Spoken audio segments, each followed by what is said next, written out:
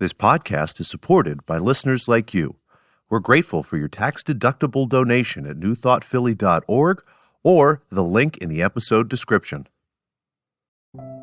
A practical prayer is a prayer that works. These discussions between Reverend Bill Marcioni and Carol Lawrence dive into the details of how it works and how to work it. Reverend Bill is a New Thought minister and the author of Practical Prayer for Real Results. Your new life begins with a new thought. Carol Lawrence is on a spiritual quest, finding the New Thought teaching after decades on the pulpit in 3 different traditional denominations. I've got some questions. Together, they're exploring the philosophy and activities that come together from many of the world's religions to create the practical spirituality that is New Thought.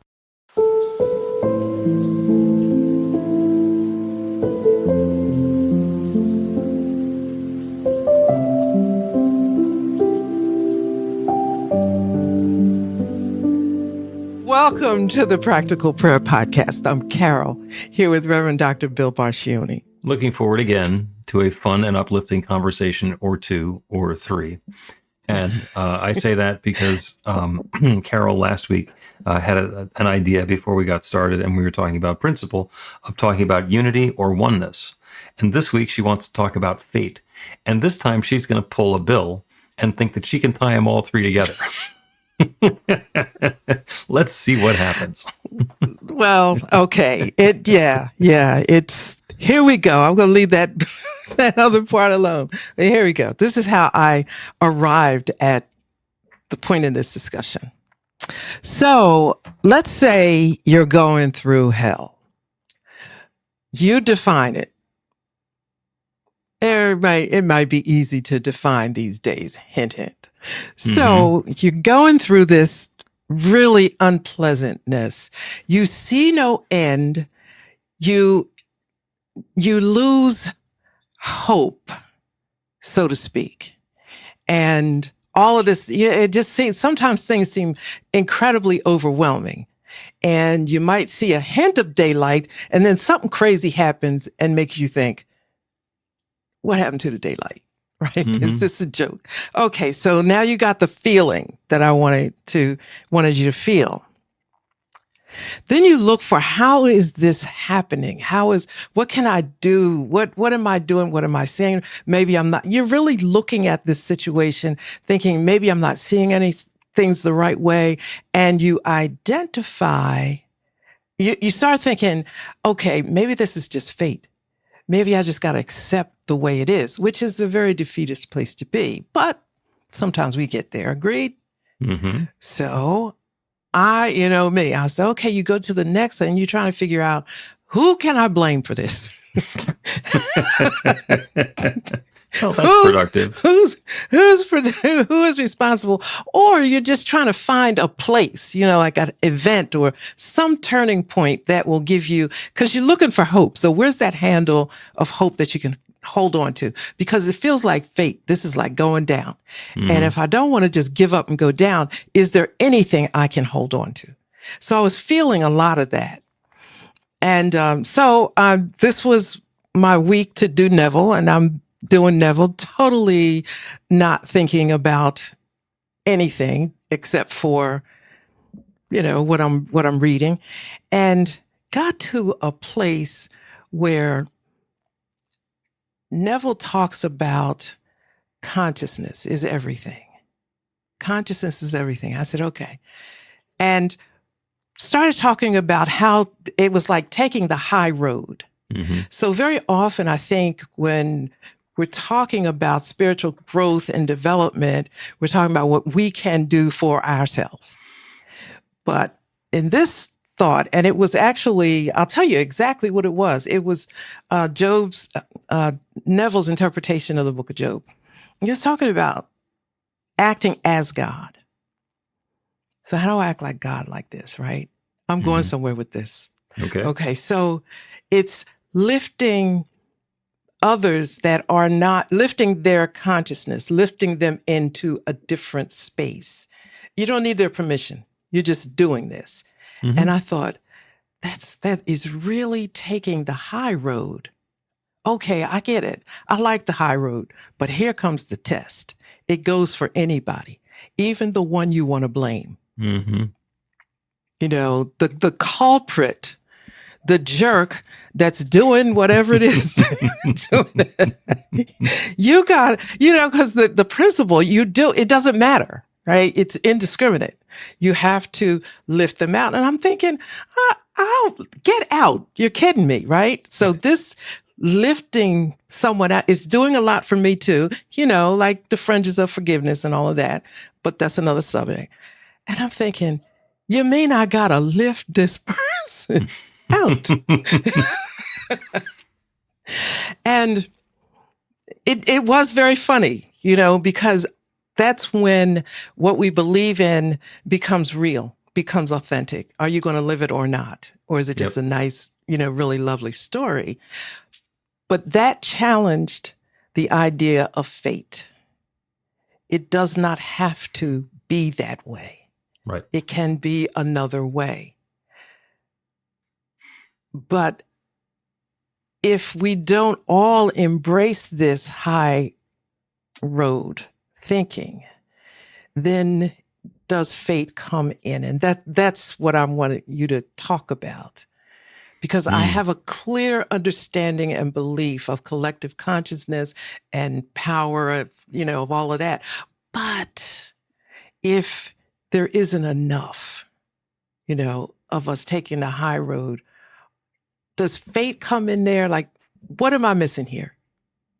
I don't think you're missing anything. Ball is in your court now. Oh, okay. Thanks. I don't think you're missing anything. I think perhaps the difficulty that we wind up with is that we try to specify the timetable when the things that we're talking about are going to happen. And there's that wonderful phrase, "It came to pass." And it doesn't explain what it was, and it doesn't explain how it came, and then it passed, it changed, it's different. And that could be this life that we're living, it came to pass. So we eventually pass and we're no longer living this life, in which case maybe that's a bit of a downer. Or maybe it's the jerk who's ruining everything and bringing his friends in to help, and that comes to pass. And we get really attached to the story we're in the middle of. And it is completely understandable because we're in the middle of it. And the unity, oneness aspect of this is that it's all one. So you're talking about, the good things happen when we are spiritually active and we're doing our work and keeping our consciousness lifted and we're doing everything we can to elevate other people. But what if they don't deserve it? Well, that is a slippery slope, because in order for me to believe that somebody, especially one who's acting like a complete jerk, doesn't deserve good, what that requires in my consciousness is a belief that we have to deserve the good that we get. Ouch. That's not the way it works.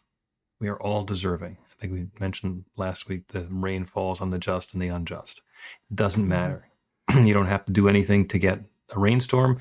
You don't have to do anything to deserve a flood. It just happens. That's part of life unfolding. And, even the big flood, 40 days and 40 nights, it's dry now. Okay. It came to pass. That's and what we tend to do is we let the events that are going on in our life distract us from our awareness of the oneness and the unity. And then we try to blame forces outside of ourselves, which is really convenient. Oh my gosh. When something happens and I don't like it, and I can have an idea of who's to blame or why this bad thing happened, and I can push it off, and it's well, that's not me, that's them. So they're causing the difficulty in me.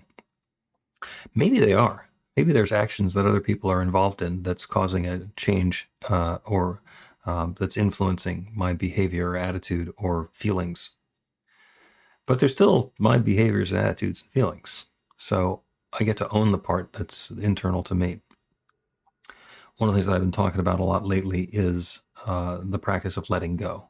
Dr. David Hawkins created this very simple technique of letting go.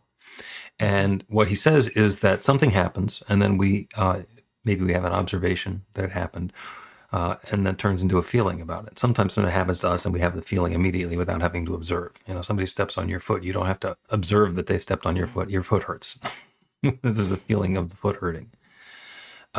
Or some comment that's made, or somebody that changes something in social or economic structure, and we have a feeling about that. And the feeling is something that resides somewhere in our body. And then we have a thought about the feeling. Well, that's a bad thing. This is no good. This is trouble. This is change. This is difficulty. This is going to ruin everything. This is going to whatever.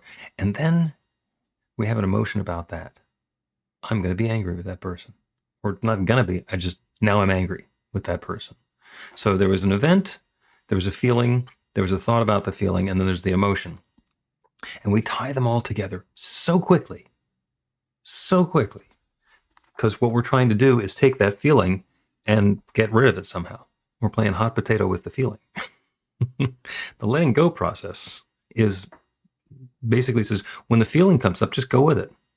Wow, I'm feeling this. Just stay with the feeling. And don't let it turn into a thought, and don't let it turn into an idea for revenge, and don't try and fix it, or don't try to categorize it or assign it someplace. Just be with it. And the feeling will generally shift to another feeling, and then you can go with that one, maybe to another feeling, but it dissipates. The energy of it dissipates without having to go through that process, without having to hold on to the feeling, and without running the risk of having resentments about it later.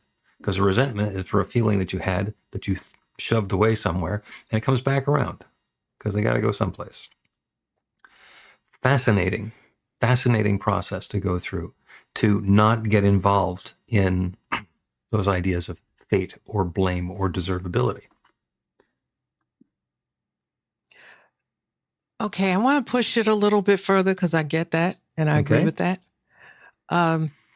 So it's like not deservable. I don't worry. Personally, I don't worry about deservability because I don't think I deserve a doggone thing. So I am so happy to be here. Like, I am not blaming anybody for anything they're doing. I mean that. But, let me take you on a little imaginary trip that I actually went on myself. I went to the place where the upsetness central. Mm-hmm. I went there and I looked at those people that we see as the messing up stuff. Yep. And I thought, okay, you lift this person. I get it. I'm not concerned about why you think the way you're thinking. I can't, that's way above my pay grade, probably yours too, because if you do, you wouldn't be doing it. But anyway, I think, okay, I lift you out. And then I turn around and I look at, I'm not enough. Do you know what I mean? Mm-hmm. I think, can I do this? Because, and I'm saying this to you because you know how ruthlessly focused I can be. Oh, yes. I can be that. And I can be that, but I'm not enough. I know that. So I'm looking around and there's so much division, so much fear, so much. I'm sensitive to that. I understand. I feel it. I hear it. I know it. But what we need is to be ruthlessly focused on the positive, helping, you know what I mean? The idea of helping get this to another place. Mm-hmm. Is it fate if I'm not enough? And I know I'm not, but I'm saying if we don't have enough of that. Do you know what I mean? Yeah. Is that like looking at it from the negative side, saying, because then the other way of looking at it is what's it going to take to make this happen, rather than I'm not enough to make this happen? I don't want to get ego struck, mm-hmm. Like it's not my job. It's not my job, but I know my part in it. I'm clear about that, but it's not me. I'm not enough. This thing is big, it's like, yep. I can't turn the 18-wheeler over no matter how hard I try, but you have to believe that it is possible to do. And there's so much loss of hope and so much fear and so much hurt that I'm thinking,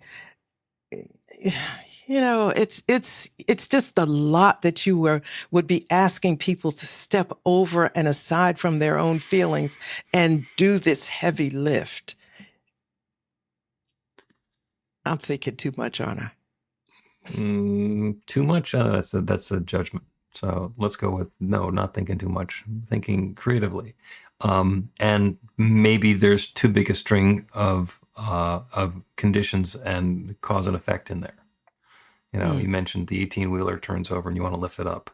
Well, okay, the way if I needed to lift an 18-wheeler that had fallen over on its side, I would reach into my pocket for my phone and and call in the cavalry, because it's going to take more resource than I have available with me right now.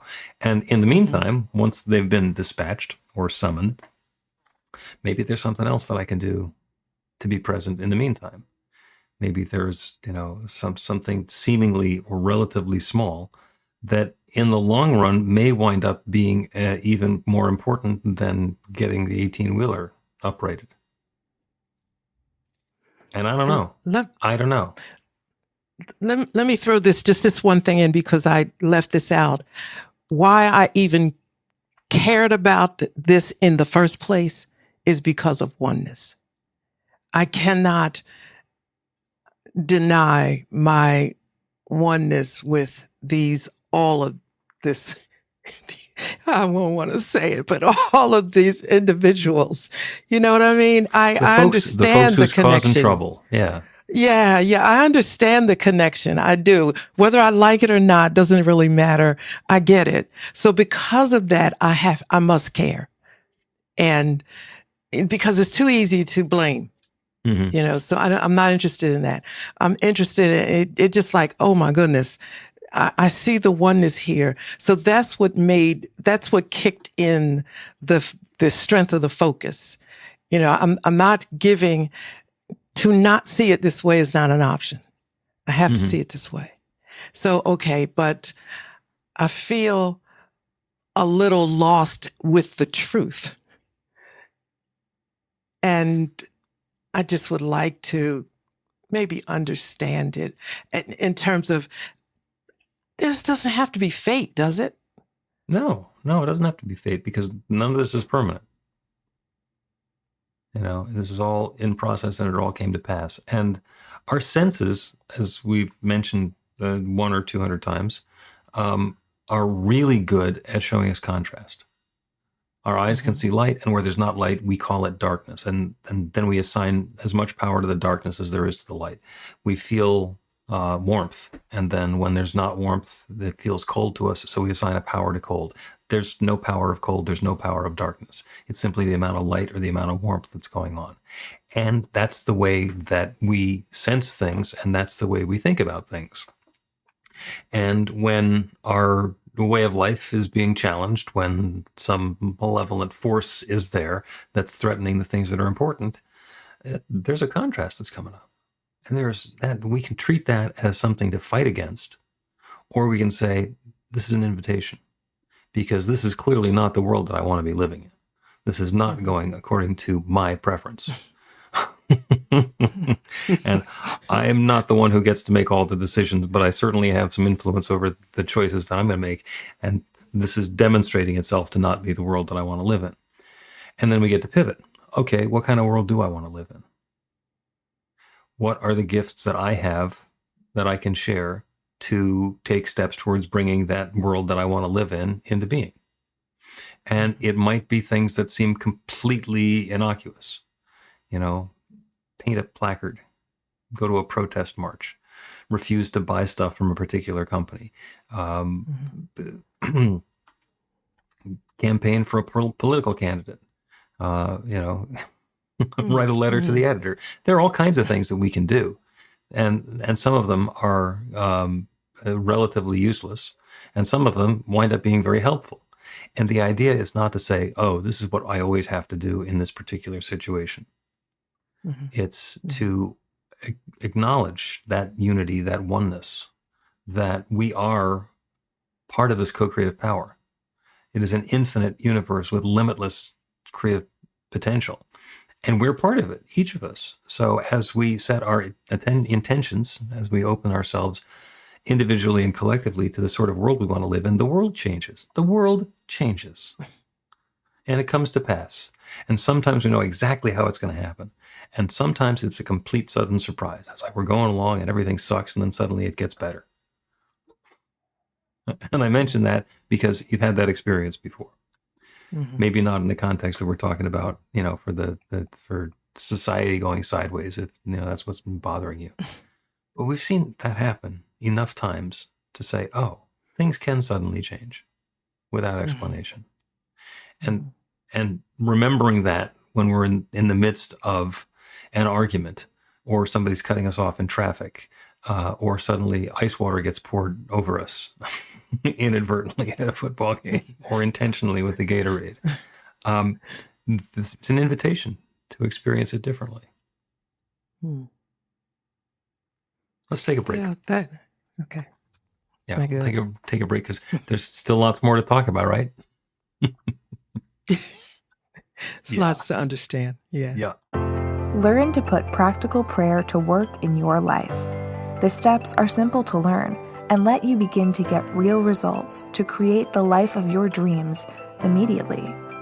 Reverend Bill Marcione's widely acclaimed book, Practical Prayer for Real Results, gives you a clear summary of the New Thought principles behind practical prayer and the series of easy-to-understand steps found in the most effective prayers from religions and spiritual practices all over the world and throughout history.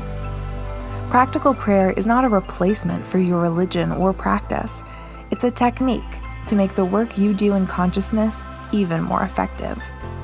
The book includes 40 prayers on various topics that you can adapt as needed and use as your own. Practical Prayer for Real Results is available in paperback, Kindle, and audiobook on Amazon or at b-the-light.com. That's b-the-light.com.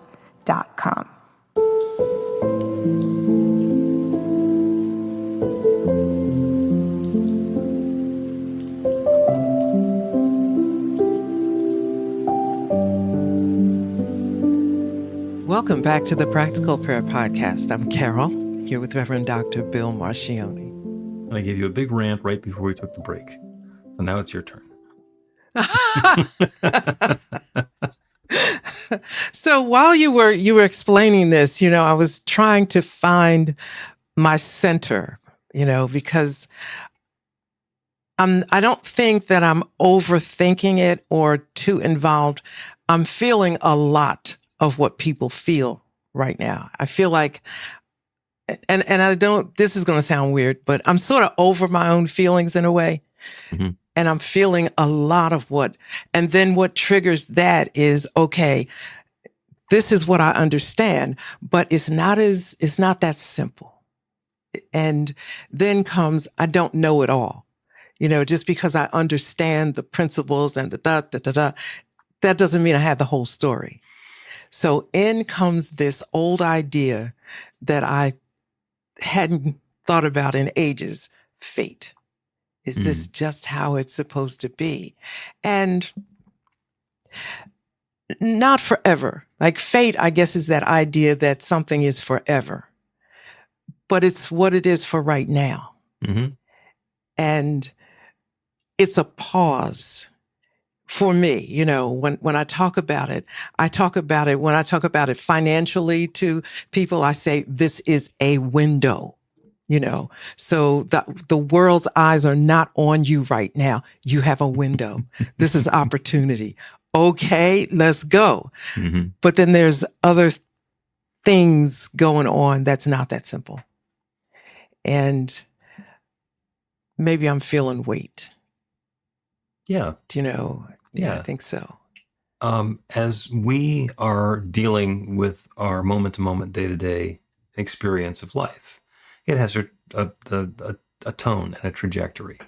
And sometimes we are in a downward sweep, and I can remember times when something horrible happened, and it took months of sleepless nights to get myself to the point where I could regain my balance. And being in the middle of it, it's like, it's overwhelming. Mm. It is absolutely overwhelming. And it has come to pass. And somehow there's something happening that either is a different story or a bigger story or a continuation of the story where it doesn't stay that way forever. Mm-hmm. Things change and shift and move back into a different equilibrium.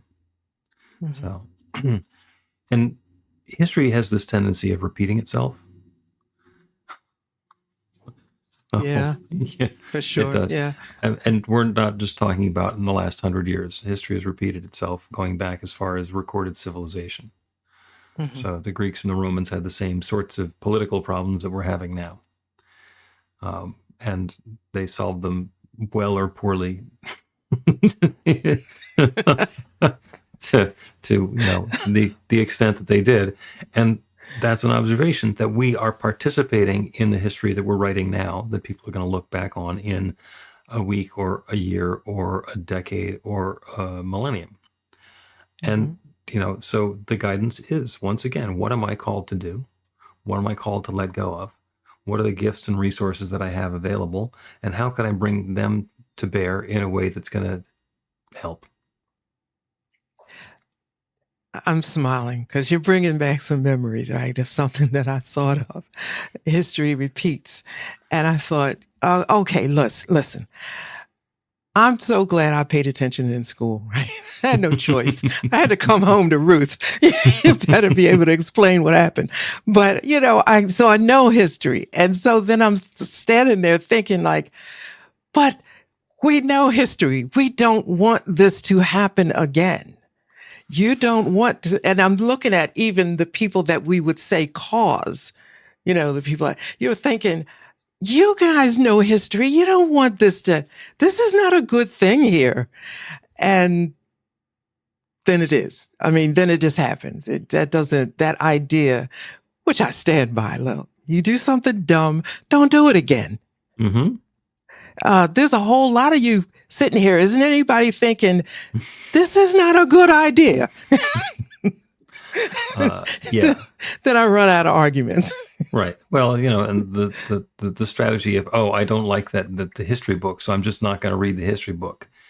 It's like that's not a good way of getting away from it.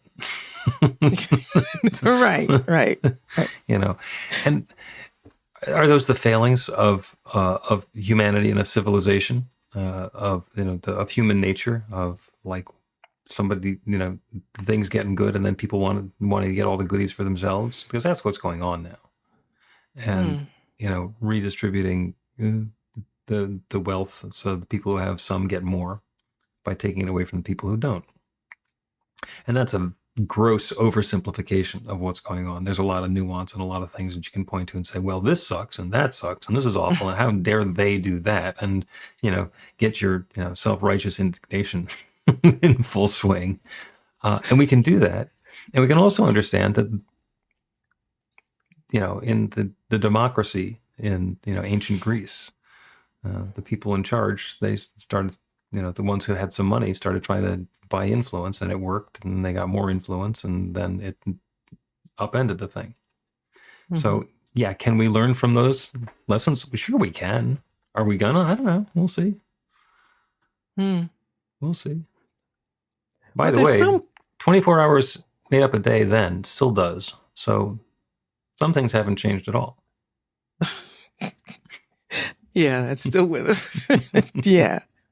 So I got some real elementary school questions on this, and this is it knocks fate right out the box. Let's get in a common sense area where if you make everybody poor, then they are sick. So how will they pay for the pharmaceutical stuff that they need? They can't. So then the pharmaceuticals can't survive off of y'all just cream of, the top there. It ain't enough of y'all to sustain it. So that seems to be a question. So then you make everybody broke. They can't buy anything. So who's going to buy y'all stuff that you guys are, that you made you rich. For example, this is so funny. This is funny. Like, everybody knows me. Like, I would be infinitely better off without next day delivery. You know what I mean? Yep. Okay. Just a way of life. If you take that, I can't afford to go to the place that gives me next day delivery.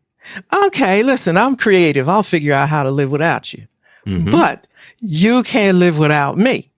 Yep. Did you think about that? No. That's the interesting thing, is that we don't have to think about those things until it's too late.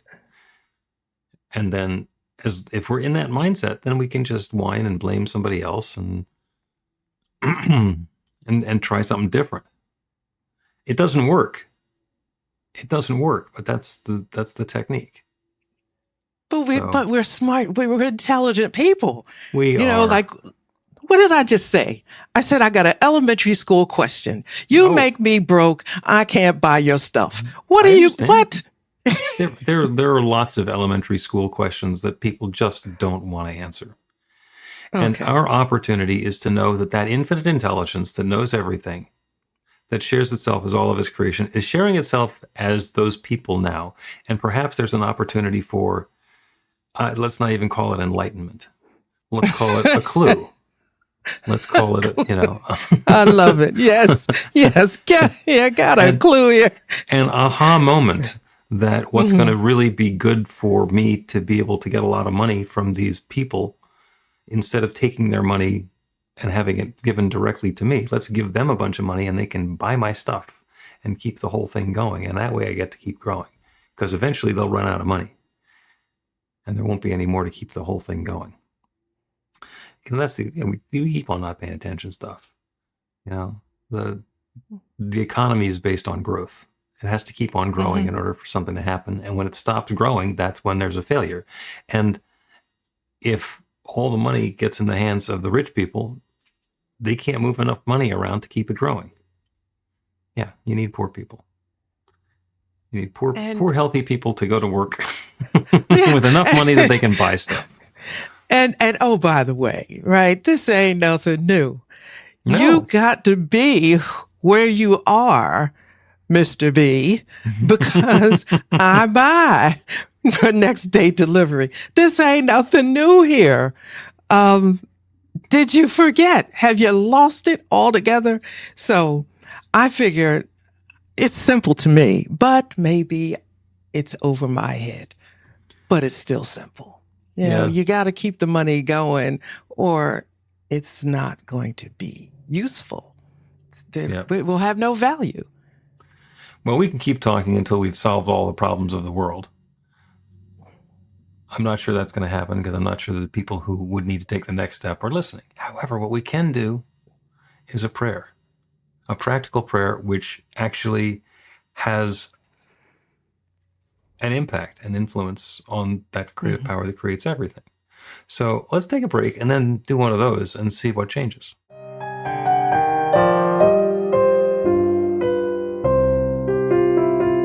It's Reverend Bill letting you know that the Practical Prayer for Real Results class is now available on demand. That's right, you can take it at your own pace, anytime you want. All of the information is at bethelight.com. That's b-the-light.com. You know where to find that stuff.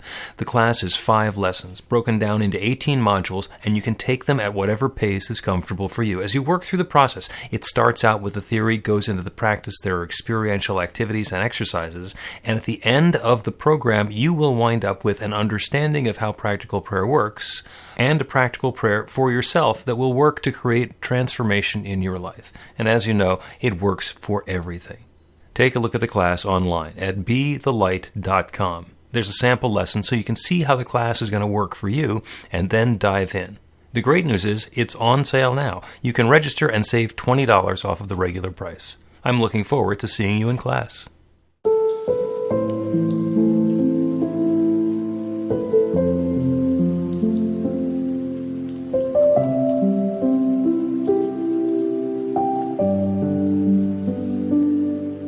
Welcome back to the Practical Prayer Podcast. I'm Carol here with Reverend Dr. Bill Marcioni. I just got to tell you, I just had the most hilarious moment during this break.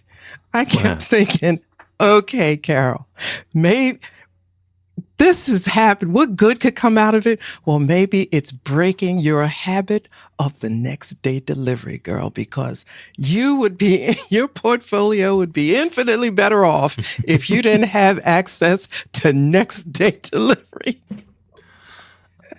Okay. You gotta, I had a laugh. All right. Yeah. And there's also possible that you can do the next day delivery thing with a lot more of a feeling of gratitude. Like, isn't this cool? Rather than I'm just going to get it. Oh, no, I'm happy. I'm thoroughly happy with it. And that's what's part of this. You're taking my joy away from me. Well, the chances of us convincing somebody that what they've been up to is not helpful in the grand scheme of things, even though it's been working so far pretty well for them, is relatively limited. So we're going to take the broad view. We're going to look at the big picture.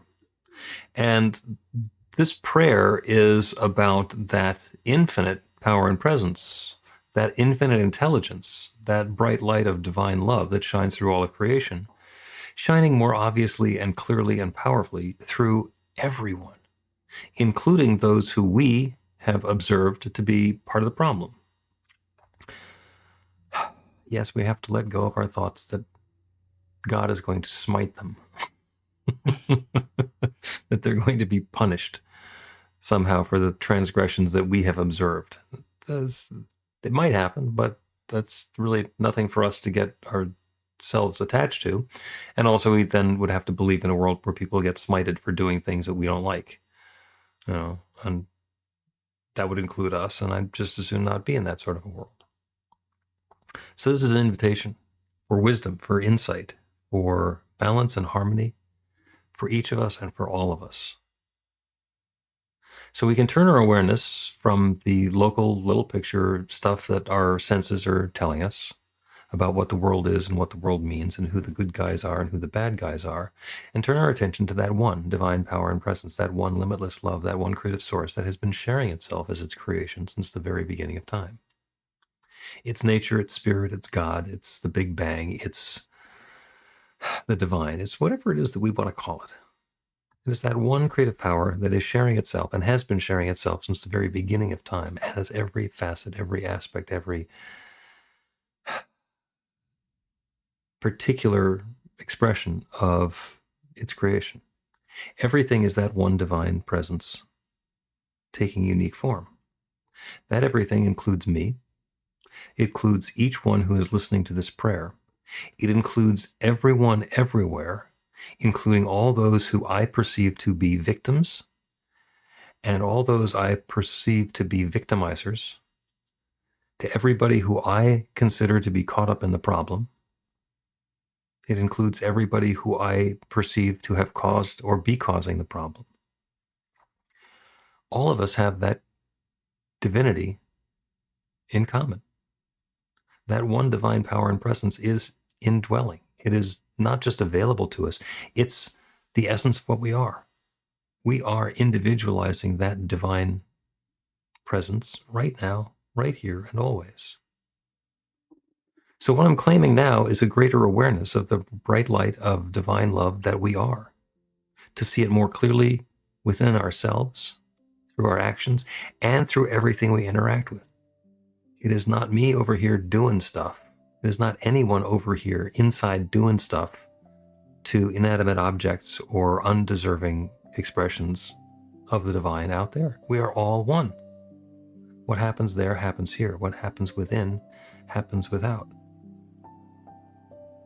So there is the opportunity for that bright light to be shining even more brightly through and as and in each of us and all of us. There is a possibility for uplift, for harmony, for goodness and prosperity to unfold for each of us in our own way and in a different way for each of us. So that's the invitation that I'm making. The claim is, to the greatest degree possible, that everyone, everywhere, is even more fully aware of the divine power and presence that they are, of their connection with the One, of their connection with all the rest of creation, and participate in that creative process in a way that brings more good, more life, more light, more uplift into each life individually, into all together, and into the world itself. This is the claim I'm making. If it sounds outlandish, if it sounds big, it's a big universe. And that infinite creative power that created all of it is creating this goodness now. And so with gratitude for all of this good and the ability to set this invitation in motion, and that same creative power that has created galaxies, deep feeling of thanks, I speak this word, I let it go, and I know that it's so. And so it is.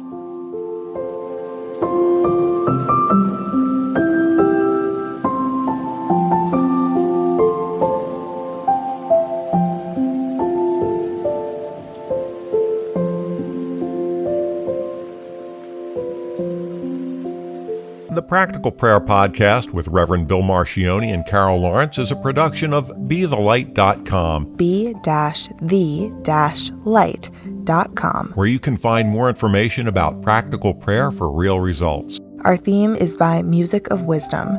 You can learn about the spiritual community of New Thought Philadelphia with daily guided meditations, Weekly celebrations of spirit, and Reverend Bill's classes in practical spirituality at newthoughtphilly.org.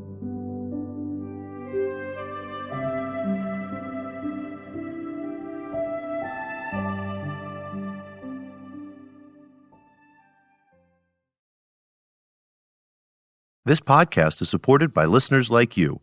We're grateful for your tax-deductible donation at newthoughtphilly.org or the link in the episode description.